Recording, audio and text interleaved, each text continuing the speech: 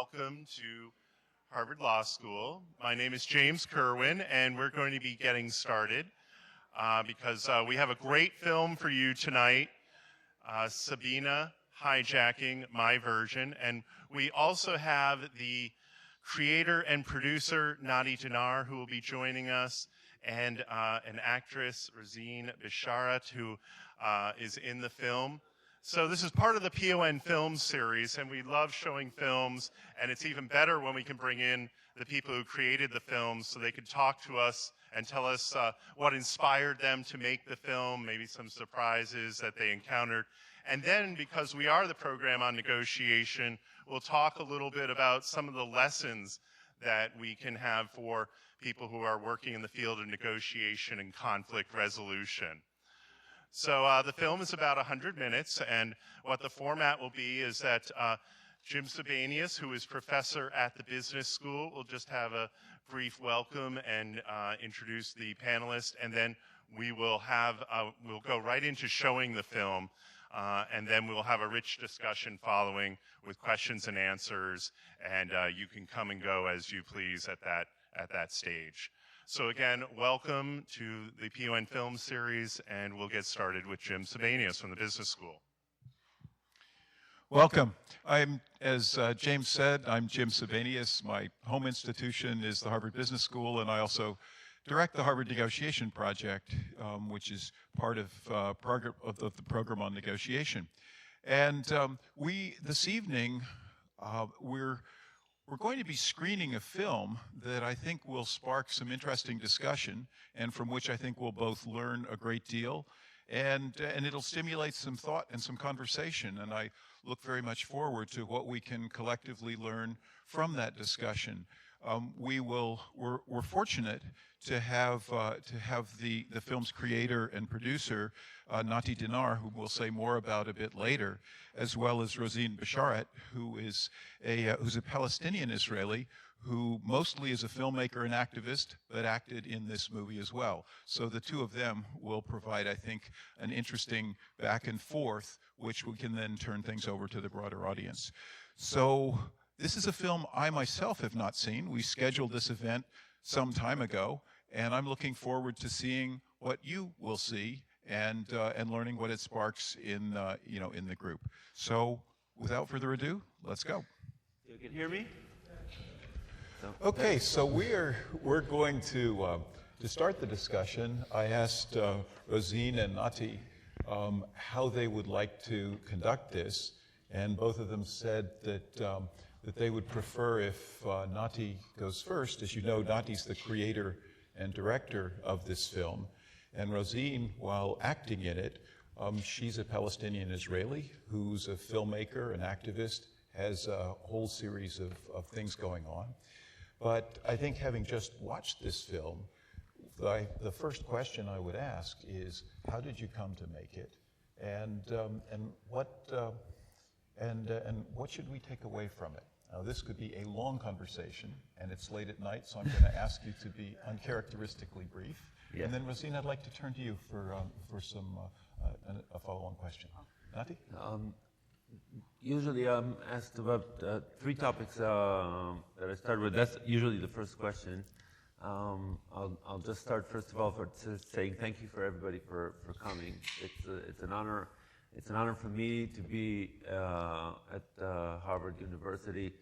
My dad studied here. My brother's teaching here, so I'm pretty excited and nervous about that.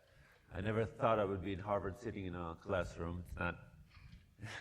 It wasn't never my intention. First of all, I'm asked where the idea came from. It started, it actually came to me, I read a book about Sayeret Matkal, which is the Israeli Special Combat IDF unit, about several operations they had, and I just thought these are great Israeli stories that were never shown on screen. I think maybe 20 years ago they were not even talked about because this unit was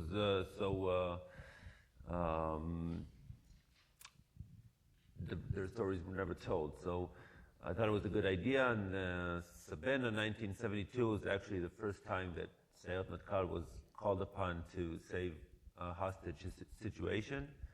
So that's the reason why I moved forward. It helped that when you pitch an idea for a movie, you have 3 prime ministers in your story. So that's why it went forward. The second thing I wanted to talk about is something about the name of the film. We called it Sabena Hijacking, my version, and actually there's 3 reasons for that. First of all, you saw that's actually what Captain Reginald Levy wrote on his recording, and we thought that's a good name because once we had that audio tape, which is an 80-minute audio tape of him telling the whole story from the beginning to end. So that's one reason. The second is, since we heard a lot of people telling us what happened, we thought, okay, we'll try to gather the information and try to tell our version, my version, of how we think this whole ordeal happened. And the third is, it's a lot of people telling their version, and we let them tell their version, and that's what we put on screen. So you have to remember that a lot of people there, when they talk today, we're not sure if they remember what happened exactly 43 years ago, or they remember the stories they told about it, but some of them are still in positions that they have to think exactly what they're saying and what does it mean, and that's how they tell their stories. So so we wanted to leave that in, and that's really a reason why this hybrid of documentary and drama put together. If we had done just a drama, you wouldn't get the people telling their stories in their own words, and maybe some of it would be too fiction. You'd never believe that just seconds before an operation somebody has to go to the bathroom. Sounds unreal. But it did happen. We heard it from more than one person. So so that's about the name. And just before Rozeen talks, I'll tell the short story about getting Rozeen into this project. We were auditioning Arab Israelis for the part of the hijackers.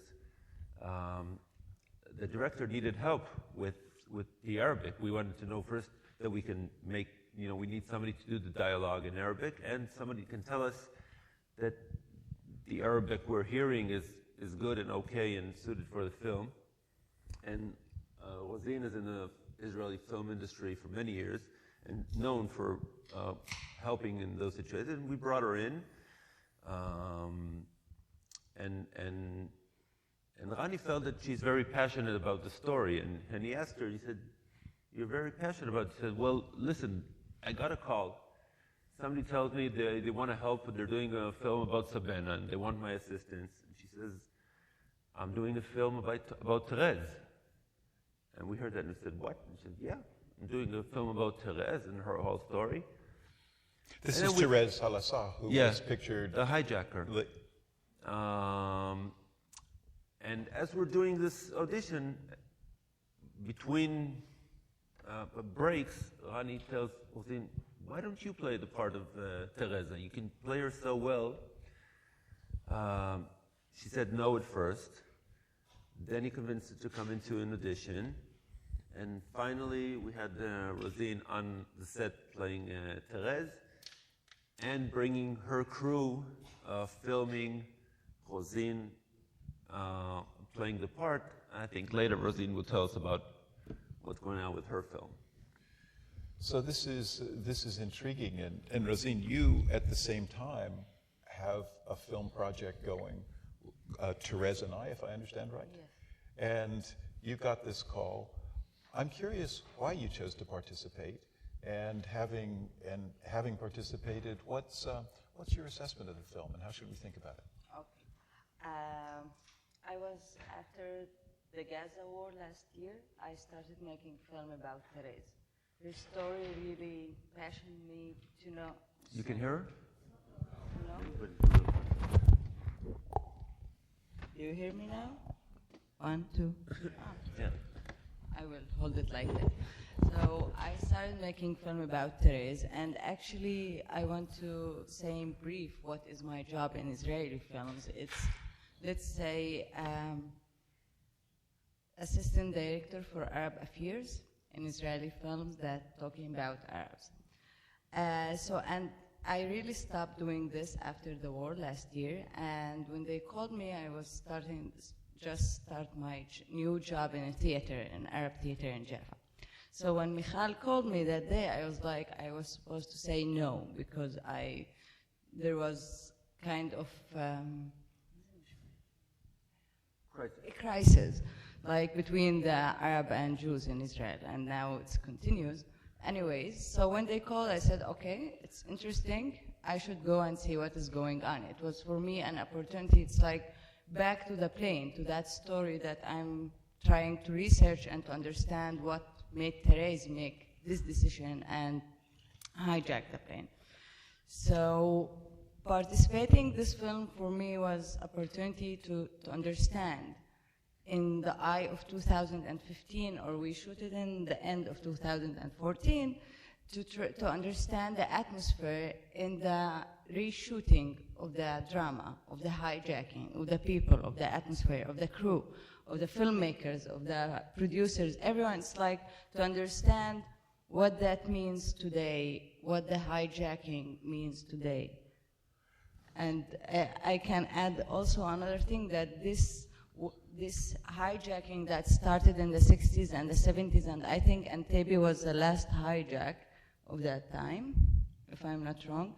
So it was the atmosphere of the 60s and the beginning of the 70s in the Middle East, and it was the way of resistance of PLO against the occupation. So if I understood correctly, and I must say one of the things I really liked about the film was the unfiltered points of view of very different players in this drama, from the people in the operation to people, to the different players, and perhaps especially Therese. If I understood her right, she said, "I wish we had blown up that plane." Did I hear that correctly? Yes. And how does she think about that now in terms of her objective? She was clearly passionate enough to take part in a potentially lethal hijacking, and it didn't work according to how she even now thinks about it. How should we understand that?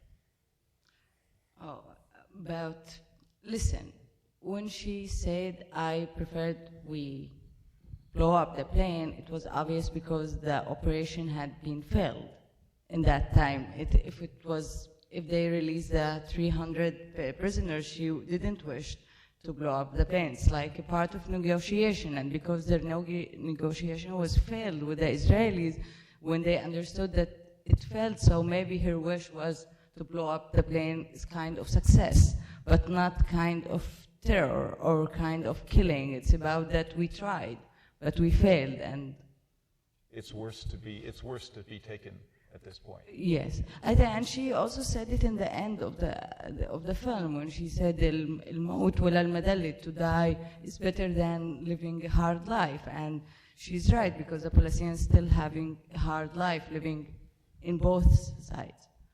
So Nati, I'll just refer please. to a point, since we're in the school for negotiation, and I ask that a lot. Ali asked for 4 technicians to come, and he sees 14 or 16. And everybody asked me, what kind of hijacker is this? He sees he's being bluffed. And not that I had a chance to ask him, but I think at this point, when you're in this situation of a hijack situation, or it doesn't have to be a plane, at that point, I think he wanted to believe everything is going his way, because the other option is blowing up the plane, which means failing. And I think Therese, even when she answers now, she thinks about that. Blowing up the plane is a failure as much as what happened. The success is in bringing the Palestinian issue to the front and releasing Palestinian prisoners. So I think that could be a reason that she says that at that time. And again, we have to remember, Therese still today is supported by the Palestinian Authority. So even we knew that when we were shooting, like we were shooting Netanyahu, we have to remember he's a political person and he has to think that whatever he says is going to be out there. I think she does the same when she's being filmed. So that's when she said, I think we should have blown up the plane. I don't think they ever had intentions of really blowing up the plane.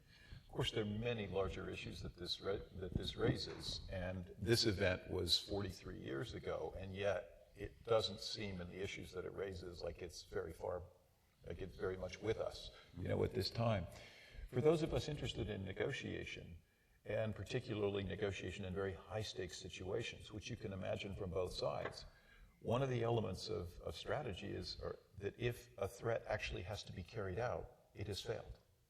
Because a threat is supposed to produce a result without this. Mm-hmm. And so then, once it's failed, the point of carrying it out ceases to be anything other than a kind of a last resort and a giving up at that point. It did change in time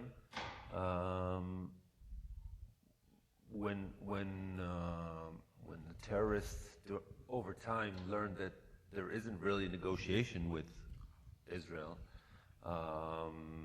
They became more violent over time.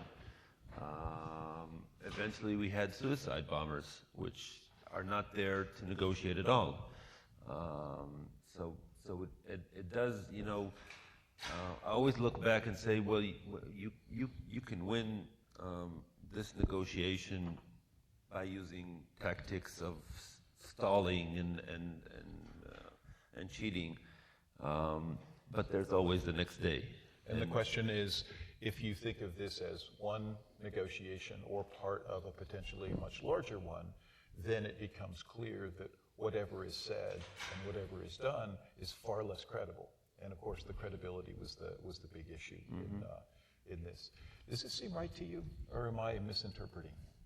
I'm not sure that I understood everything, but according to the negotiations, I think that Israel never wanted to negotiate the Palestinians.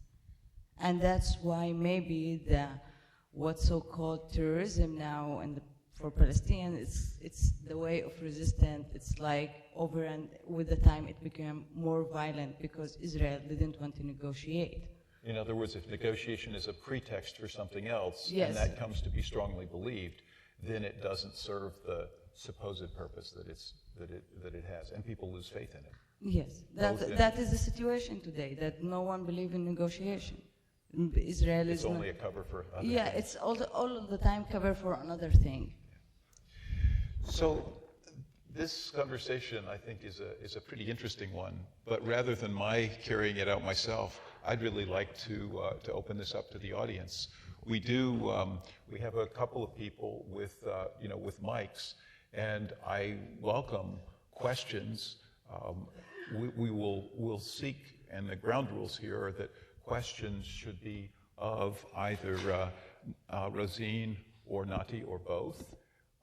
We would prefer that the questions be short, and critically that they end with a question mark. Long statements are really not for here. We're trying to learn from them. So people who have questions sparked by the film, by their comments, please raise your hand, and we'll bring a microphone to you so we can hear and go from there.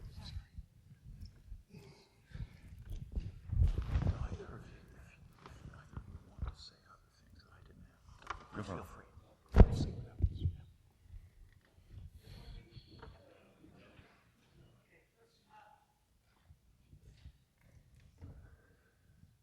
Now it's working.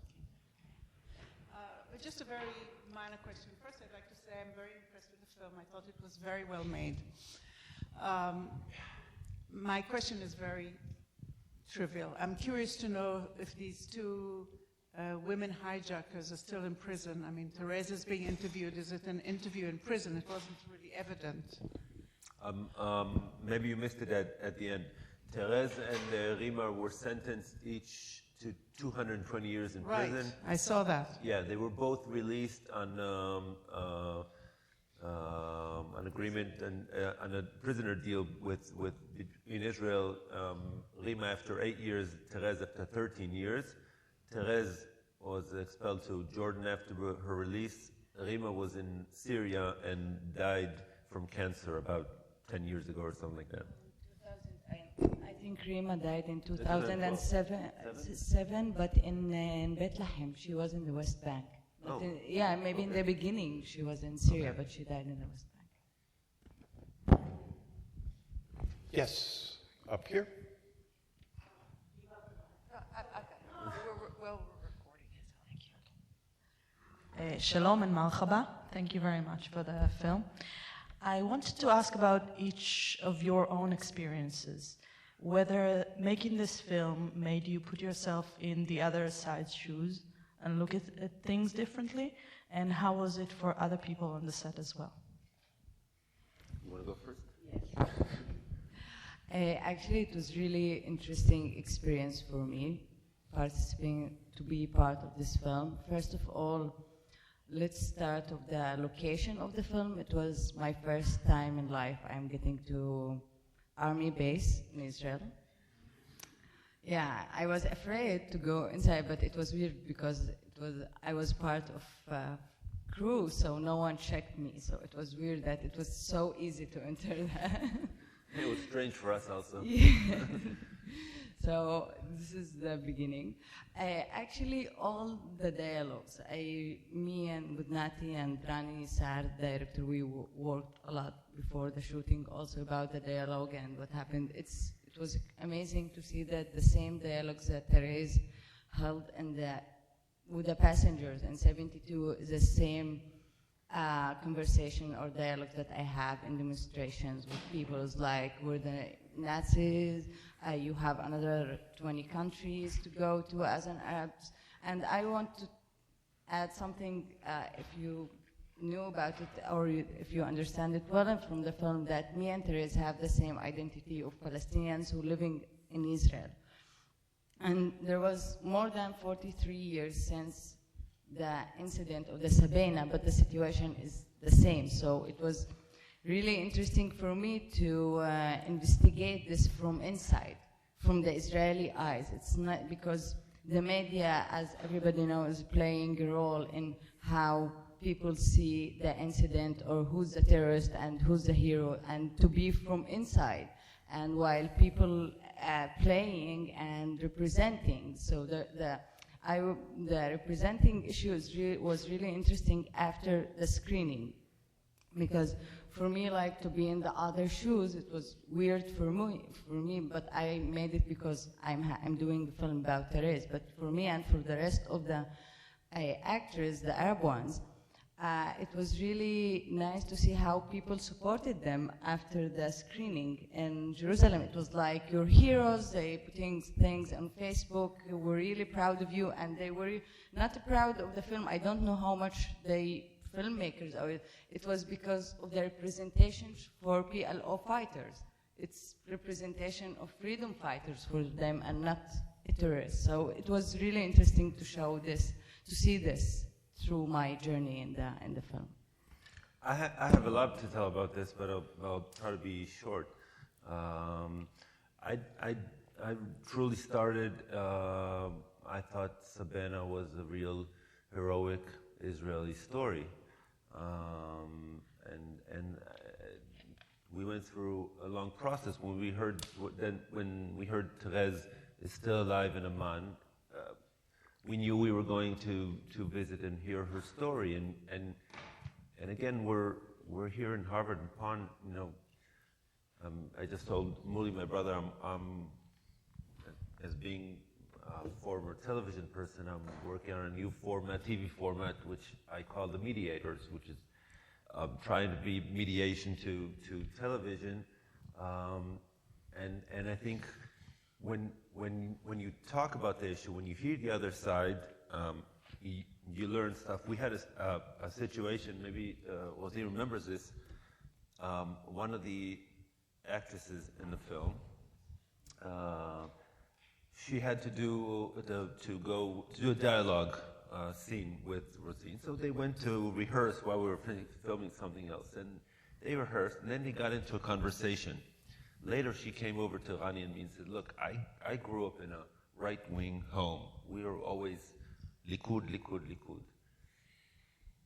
And I talked with Rozeen now, and I heard stuff I never heard before.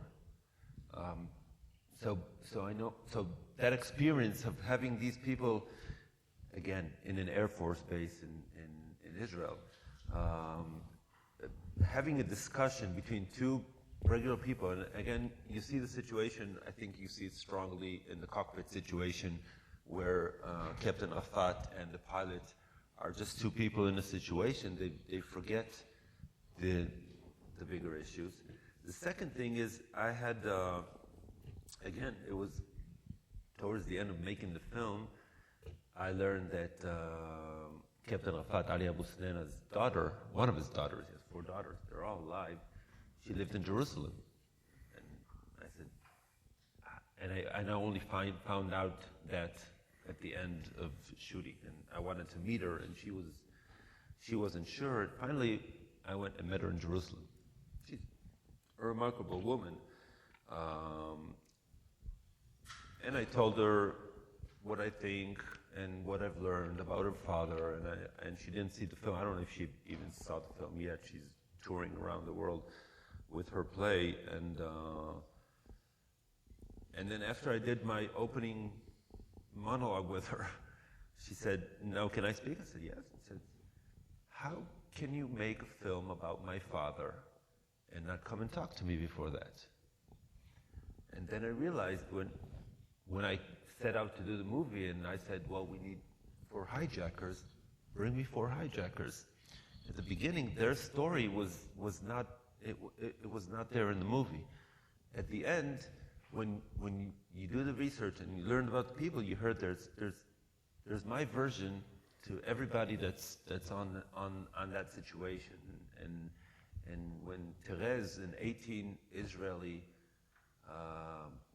girl, whose father is Jordanian, who came to work in Akko, and 67 war happens, and now he can go back to Jordan, and he's a proud Jordanian, and she feels he loses his pride of being a Jordanian, and she has to do something. She's brave. We can not agree on her actions, but we can understand that she felt she had to do something. So you do learn a lot about the process when you do a film like this, and understand that violence probably would bring more violence and doesn't resolve the situation. It's interesting from a negotiation point of view. One of the easiest things to say and the hardest things to do is to put yourself in the other person's shoes. People do that almost in a formulaic way, but it requires something very real. And as between Palestinians and Israelis, many of whom are separated now, they're certainly Palestinian Israelis, Arab Israelis, but the contact between the two peoples is very limited these days, certainly relative to earlier days, and it becomes easy for the sides to develop views of the other that are not informed by extended direct connection with the other side. And you could see even in that moment in the cockpit, the sort of humanizing moment, the stakes weren't any less. You knew one or both would die soon, and that there was larger issues. But that moment, and frankly, one of the things that gives me kind of a, maybe I should say, melancholy pleasure is seeing the two of you up here sort of wrestling, having jointly created something that really provokes thought and causes people to think a little bit differently about the other side. And here you are, and here we are. Maybe we understand a bit better. In any case, let me open the floor for further questions on this one. Yes. Hi. First, I want to congratulate you about the impressive film. And in my language, in Rozeen language, I want to say Rozeen رائعة جدا كل احترام. I'm also an Arab Israeli. and you would be shocked how much easily you can get into Israeli base.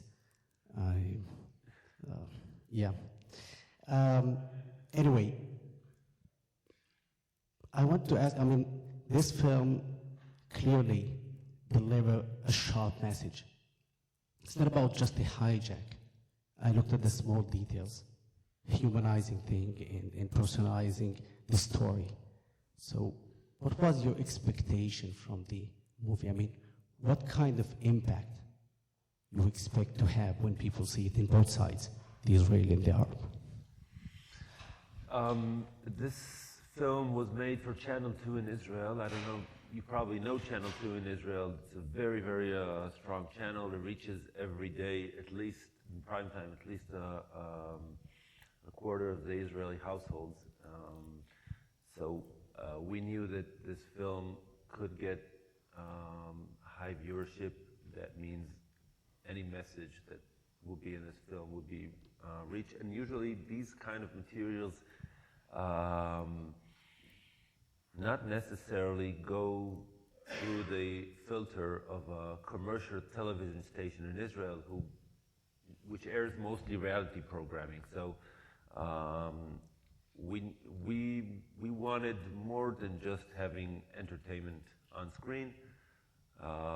We wanted to provoke thinking, mostly. And I think we managed to do that.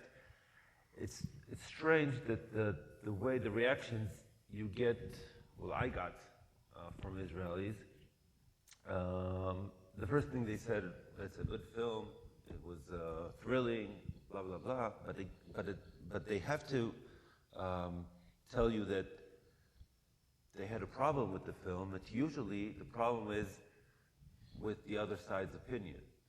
When right people saw it, they said, well, you give too much exposure to the hijackers and you make them so human, and people from the left wing would say you show Netanyahu as, you show too much Netanyahu. But so again, people are looking too much, and maybe, it does deal with negotiation. You're too much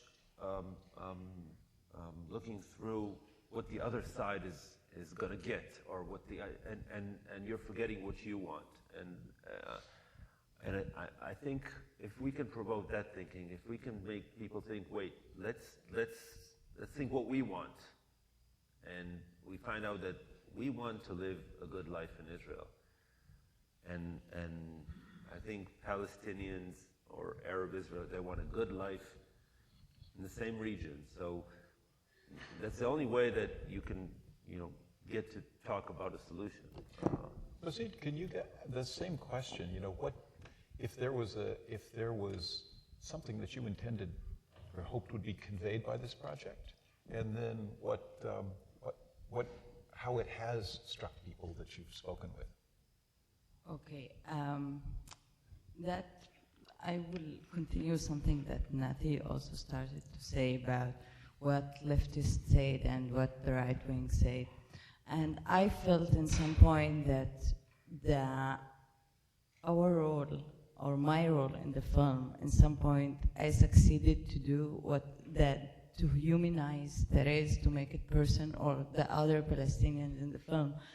I felt the results the day after the screening, when looking in the web and Googling, as usual, Sabena, my version, hijacking, and when you see the feed, when Ozzy Dayan is writing in his Facebook page, I like the film, but it was over-humanizing for the terrorists. So I think it was really interesting point in that film that they are human, but in that point also the film, I can tell it to you now, Nati, that this point made the film fall from what the main what we wanted in the beginning, because I remember our first conversation about the film, it was like that the people should see the film and think about the situation today and what that's mean. And when you show such a film to the Israeli mainstream, our their problem is the representation of the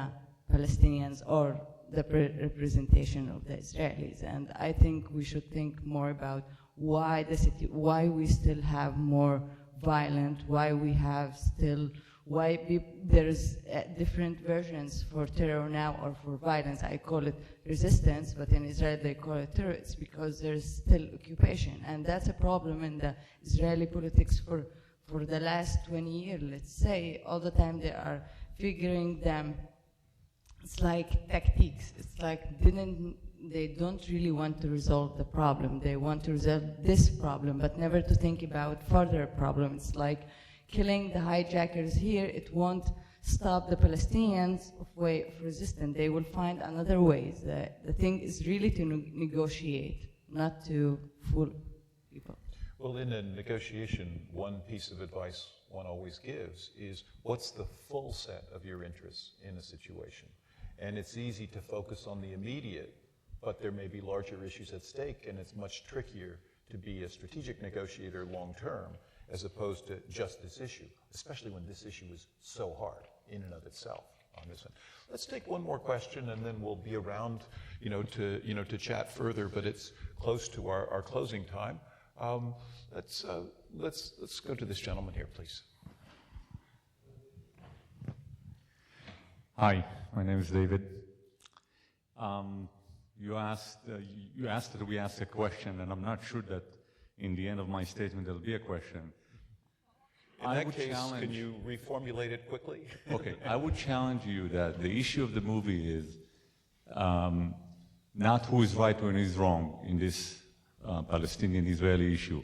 It's whether the means by which you prove that you're right, going all the way to wanting to kill over 100 people, does the cause justify the mean? And I don't care what the cause is. You could be living in Ireland and have your cause, you could be living in Pakistan, or you could be living in the United States. How far can a human being go in order to win their cause? And by the way, I would challenge you that it backfires in the end, because if you think you're risking other people's life and going with a gun to their head would prove that you're right, that people would cave in and say, oh my God, this guy must be right, I think it's quite the opposite. It proved that you are really not willing to logically try and prove your point, so you're going to the most desperate means, which is, I'm going to kill somebody because I'm not getting what I want. It's almost like your child saying, I'm not going to cooperate with you because you're not giving me what I want. There's no willingness to negotiate. There's no intellect in which you are trying to convince the other side. So the movie was great. Enjoy the factual aspect of it. But I think the message here is not about Palestinians and Israelis, and I'm not making a statement here on behalf of either side. It's about whether to negotiate what you want, to make the point, does it justify risking other people? By the way, many of them are innocent, that have nothing to do with the cause for which you supposedly are trying to. So this is actually really useful, and I wonder if we can frame it, and not to be picky about it, but to say, this film really presents the question that's implicit in what you said, which is, you see a violent means, and you're left with the question, is that ever justified? Is it justified in this instance or more broadly? And I'm curious, I'd like to hear from both of you on that aspect of the film, how you wrestled with it. I understand it wasn't a question, and I think you're right, but it just works both ways. And again, violent won't get you anything, but counter-violent won't get you anything. So this issue was a horrible terror act, risking a lot of people, but it brings out, unfortunately, violent act from the other side to resolve the issue, but it just resolves the issue on hand. It doesn't resolve anything. So what happened is, 3 weeks after Sabena Hijacking, Kozo Okamoto comes with a group of people to the same airport and kills many Israelis. 4 months later, terrorists in Munich kill Israeli athletes. 2 years later, we have an act of terror in a school in northern Israel where 22 16, 17-year-old students school students die, and the rest, as they say in history. And again, it works both ways. And if this movie provoked thinking, and again, we're saying not what people are saying. What people are saying is what they're saying because they have people around them that they have to show where they stand. But if people will think, and they will think that point that violence is not a solution, not from this side and not from that side, maybe it will help us, lower tones and get into some kind of trying to find a solution. There are two questions that are linked here. One is, does this work as a tactic? And you're saying, no, it just begets more of the same. But there's another question, even if it worked as a tactic, is it right? In other words, there's a moral question and a practical question that are linked together here. Rozeen? I think that there's no, it's like, 1 minute.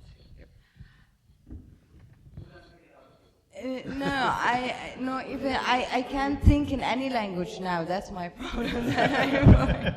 You're doing fine. Keep going when you feel that like it. We need also, we're talking about the Palestinian violence, and we're not going to the main narrative of this conflict. If you want to talk about this violence that happened after the occupation in '67, which is 48 years from today, this is kind of beginning of PLO, and we can go even for 48, the beginning, the Nakba or the Israeli independence. So the question is, where are we starting? Is it the violent, or what is the why there is this kind of violence? And as a Palestinian who's living in Israel, I can see always that part of the problem that Israel never sees the main problem. It's like, let's talk about this terrorism, let's talk about this hijacker, let's talk about these specific people, but not let's talk about the main cause, why there is this violent, let's say, or terror, as Israel say, till today. It's because the occupation didn't stop after 48 years. We should think about the main problem, not about the... I think that's exactly what I want to say. That's where we disagree. I think if we look back, both sides will have good reasons for why things happen. It won't help us solve the future. We have to say, okay, what's done is done. We have to look at what is situated right now and how we can resolve it. And maybe that's where we're missing the point. Yes, there is occupation for such and such years, and Israelis, officials will give you tons of reasons why this occupation should continue or not be resolved. It won't help us anything. What happened is we have violence in Israel for many years. We have violence in the streets now. We have to look forward and see how we solve this issue, and not who. And again, probably have to solve it together, because there won't be some kind of mediator comes in and say, okay, I know, I heard everything, and this is the result. No judge to enforce a decision. Maybe someday it will happen if the two sides don't reach some kind of talk. But going back and looking back where it started doesn't help us, I think, moving forward. So I want to thank both of you, because it wasn't an easy film to make. It wasn't an easy film to decide to participate in. And if my reactions are at all like those in the room, there's a question that this film, I think, raises, and I'm frankly unsettled as to different perspectives, uncomfortable perspectives. Then the question of tactics and means, whether they work, whether they're right, what are the underlying causes, and what's potentially a future solution. I mean, these are all up in the air. A film isn't going to solve that, but if it makes people think a little bit differently about where they're now kind of stuck or worse, well, that's a good thing. So I want to thank you all, and I want to thank the audience. This is a tricky topic, and one that I think we've learned and benefited. Thank you. Thank you. Thank you.